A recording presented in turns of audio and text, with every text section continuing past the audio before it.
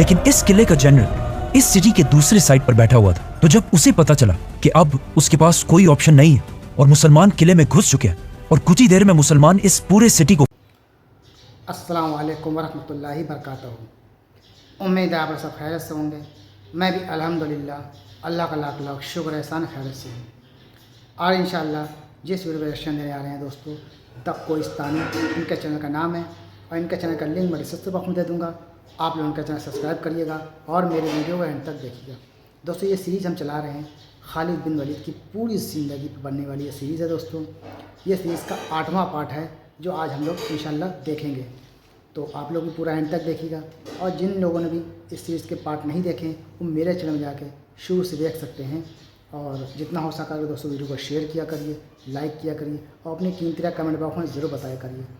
तो आइए हम लोग इसका 8वां पार्ट देखते हैं। खालिद बिन वलीद की बहादुरी और उनकी ताकत, उनकी होशियारी के बारे में जानते हैं। पूरी सीरीज़ में जानेंगे दोस्तों इंशाअल्लाह ने चाहते तो आप लोग सपोर्ट करिएगा हमें, हमारा हौसला बढ़ाने के लिए वीडियो को शेयर करिएगा। तो चलिए बिना देरी पहले वीडियो स्टार्ट करते हैं 8वां पार्ट, फिर उसके बाद इंशाल्लाह बात करते हैं।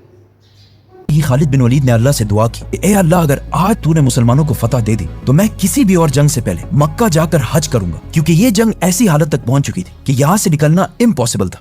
और इसी के साथ जीत की एक आखिरी अटेम्प्ट करने के लिए खालिद बिन वलीद ने अपने साथ वाले घोड़ों को जंग से दूर जाने का हुक्म दिया और कहा कि जंग से पहले बहुत दूर जाकर वापस पलटो और फिर डायरेक्ट हमला मत करना, बल्कि पहले दूर जाकर उस ब्रिज तक पहुंचो जो रोमन्स के पीछे थी और फिर वहां से दोबारा इस तरीके से रोमन्स पर पीछे से हमला कर कि रोमन्स और पर्शियंस को लगे कि पीछे से मुसलमानों की एक बहुत बड़ी फौज पहुंच चुकी है। जैसे इस फौज ने पीछे से रोमन्स पर हमला किया तो रोमन्स जंग छोड़कर हर तरफ भागने लगे, क्योंकि खालिद बिन वलीद ने इससे पहले ही फरमाया था कि पर्शियंस के मुकाबले रोमन्स काफी कमजोर लोग हैं। जब रोमन्स जंग छोड़कर हर तरफ भागने लगे तो पर्शियंस का भी सारा हौसला टूट गया और वो भी जंग छोड़कर भागने लगे। और इस तरह अल्लाह ने खालिद बिन वलीद की दुआ कबूल कर ली और मुसलमान जंग जीत गए।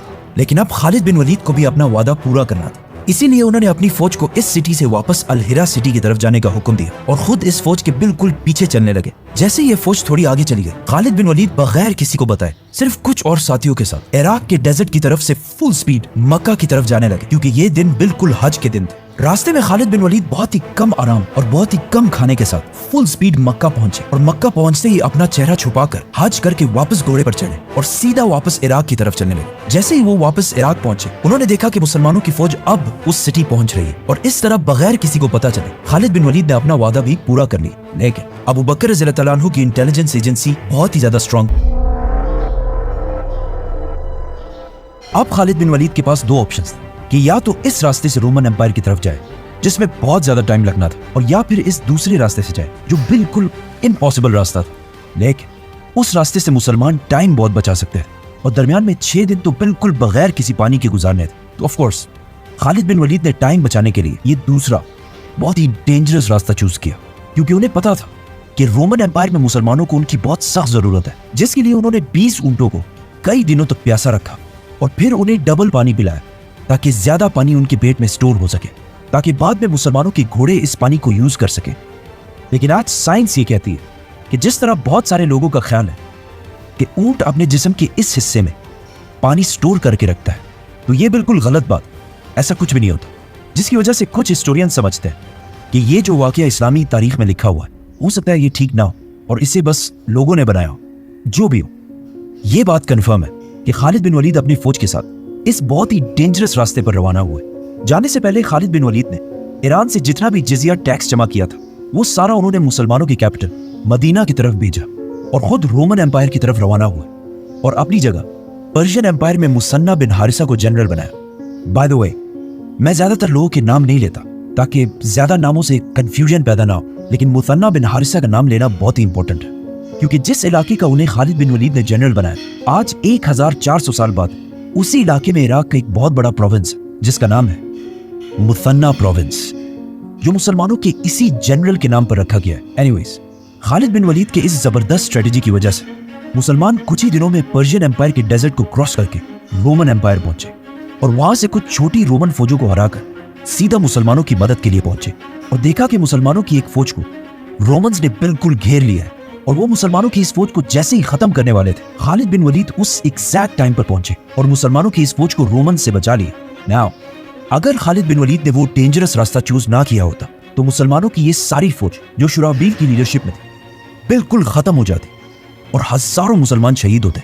खालिद बिन वलीद ने इस फौज को बचाकर रोमन एम्पायर में मुसलमानों की सारी आर्मीज को यूनाइट किया और उन्हें यूनाइट करके बहुत तेजी से रोमन एम्पायर में आगे बढ़ने लगे और कुछ ही अरसे में इस सारे इलाके को फतह कर लिया, जिसे आज हम उर्दन, जॉर्डन कहते हैं, और सीधा रोमन एम्पायर में सीरिया, शाम की मेन सिटी दमिश्क, दमास्कस की तरफ बढ़ने लगे। लेकिन जैसे ही मुसलमान उस सिटी के करीब पहुंचने लगे तो यहां से बहुत दूर मदीना में मुसलमानों के खलीफा अबू बकर रज़ियल्लाहु अन्हु की तबीयत अचानक खराब हो गई और जैसे ही मुसलमानों की फौज ने रोमन एम्पायर की मेन सिटी दमास्कस को हर तरफ से घेर लिया तो उसके सिर्फ 2 दिन बाद मुसलमानों के पहले खलीफा अबू बकर रज़ियल्लाहु अन्हु इस दुनिया से चले गए। उमर बिन खत्ताब रज़ियल्लाहु अन्हु बहुत ही क्रूशल टाइम पर मुसलमानों के दूसरे खलीफा बने, क्योंकि एट द सेम टाइम मुसलमान उस वक्त दुनिया के सबसे बड़े सुपर पावर्स रोमन और पर्शियन एम्पायर से लड़ रहे थे। इन तीनों एम्पायर्स में फर्क यह था कि रोमन एम्पायर पिछले 1000 साल से दुनिया की सबसे बड़ी सुपर पावर थी और पर्शियन एम्पायर भी पिछले 800 साल से दुनिया की दूसरी बड़ी सुपर पावर थी। और इन दोनों से एक ही टाइम पर लड़ कौन रहा था? मदीना की रियासत, जो इस सब से सिर्फ कुछ ही सालों पहले बनी थी। लेकिन इन सब चीजों से डरने के बजाय हजरत उमर और बाकी सहाबा ने पहले खलीफा हजरत अबू बकर को रसूलुल्लाह सल्लल्लाहु अलैहि वसल्लम के पास दफना दिया, जिसके बाद पहली बार हजरत उमर मुसलमानों के खलीफा बने। नाउ जब मोहम्मद सल्लल्लाहु अलैहि वसल्लम जिंदा थे तो लोग उन्हें रसूलुल्लाह के टाइटल से पुकारते थे, लेकिन उनकी वफात के बाद लोग कंफ्यूज हो गए कि अब अबू बकर रज़ियल्लाहु अन्हु के लिए कौन सा टाइटल यूज किया जाए। तो हजरत अबू बकर रज़ियल्लाहु अन्हु ने अपने लिए बादशाह, सीजर और किसरा जैसे टाइटल्स छोड़कर खलीफा का नाम चूज किया। और अब हजरत अबू बकर के बाद हजरत उमर ने अपने लिए अमीरुल मोमिनीन का टाइटल चूज किया। जब हजरत उमर रज़ियल्लाहु अन्हु खलीफा बने तो मुसलमानों की एक फौज खालिद बिन वलीद की लीडरशिप में रोमन एम्पायर में लड़ रही थी और एक दूसरी छोटी फौज पर्शियन एम्पायर में थी। लेकिन हजरत उमर को रोमन एम्पायर की फौज से ज्यादा पर्शियन एम्पायर की फौज की फिक्र थी, क्योंकि वहां खालिद बिन वलीद जैसा जनरल मौजूद नहीं था। खलीफा बनने के बाद जब उन्होंने देखा कि पूरे अरब से लोग उनके हाथ पर बैत करने के लिए मदीना आ रहे हैं, तो उन्होंने इस टाइम को यूज करके पर्शियन एम्पायर में मुसलमानों की मदद के लिए एक नई फौज जमा करना शुरू कर दी। लेकिन यहाँ एक बहुत बड़ा मसला हुआ कि हजरत उमर मस्जिद नबवी में बार बार मुसलमानों को जिहाद की तरफ बुलाते रहे, लेकिन पहली बार उन्होंने देखा कि पर्शियन एम्पायर से लड़ने के लिए मुसलमानों में कोई भी तैयार नहीं था। और ये इसलिए नहीं था कि मुसलमान लड़ लड़ कर थक चुके थे, बल्कि इसलिए क्योंकि उन्हें पता था कि खालिद बिन वलीद पर्शियन एम्पायर में नहीं बल्कि रोमन एम्पायर में, और उनके बगैर कोई भी जंग जीतना इम्पॉसिबल है। ये देखकर हजरत उमर समझ गए कि अब जो ये नए मुसलमान हैं, इनका यकीन और ट्रस्ट अल्लाह की बजाय खालिद बिन वलीद के साथ ज्यादा अटैच्ड है, जो मुसलमानों की इस एम्पायर के लिए बहुत बड़ा मसला था। 3 दिनों के बाद हजरत उमर ने एक दिन बहुत सख्त गुस्से के साथ स्पीच की, तो उनमें से एक मुसलमान अबू उबैद, जो सहाबी भी नहीं थे, खड़े हुए और कहा मैं जिहाद के लिए तैयार हूँ। जिसके बाद आहिस्ता आहिस्ता और भी लोग आगे आने लगे। तो हजरत उमर रज़ियल्लाहु अन्हु ने 1000 की फौज बनाई और उसका लीडर अबू उबैद को बनाकर पर्शियन एम्पायर की तरफ रवाना किया। लेकिन ये एक बहुत बड़ा रिस्क था, क्योंकि अगर ये फौज पर्शियन एम्पायर से हार जाती तो उसके बाद खालिद बिन वलीद के बगैर मुसलमान कभी जंग नहीं लड़ते। और ऐसा ही हुआ, ये फौज पर्शियन एम्पायर में बहुत ही बुरी तरह हार गई। बट वेट, ये फौज अभी रास्ते में अभी तक पहुंची नहीं है। जब ये फौज पर्शियन एम्पायर की तरफ आहिस्ता आहिस्ता जा रही थी तो उधर रोमन एम्पायर में मुसलमानों ने खालिद बिन वलीद की लीडरशिप में उस जमाने के शाम, सीरिया की सबसे इंपॉर्टेंट सिटी दमिश्क, दमास्कस को हर तरफ से घेर चुके थे।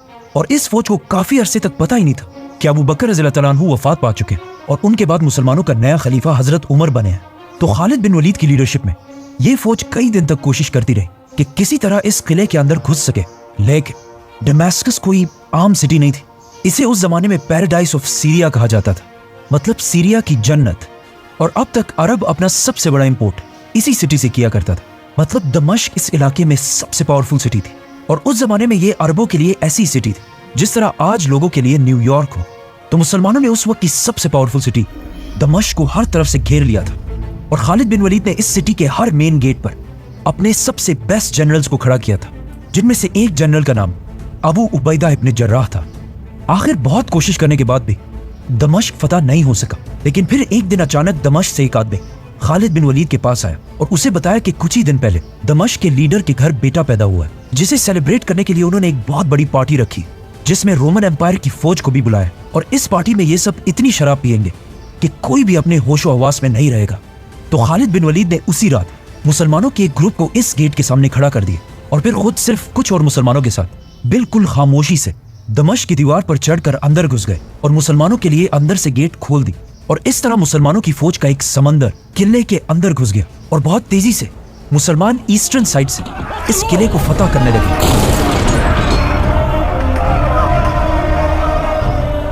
लेकिन इस किले का जनरल इस सिटी के दूसरे साइड पर बैठा हुआ था। तो जब उसे पता चला कि अब उसके पास कोई ऑप्शन नहीं है और मुसलमान किले में घुस चुके हैं और कुछ ही देर में मुसलमान। तो दोस्तों, यह था हमारा रिएक्शन जो आपने देखा खालिद बिन वलीद का पार्ट सीरीज़ का 8वां पार्ट।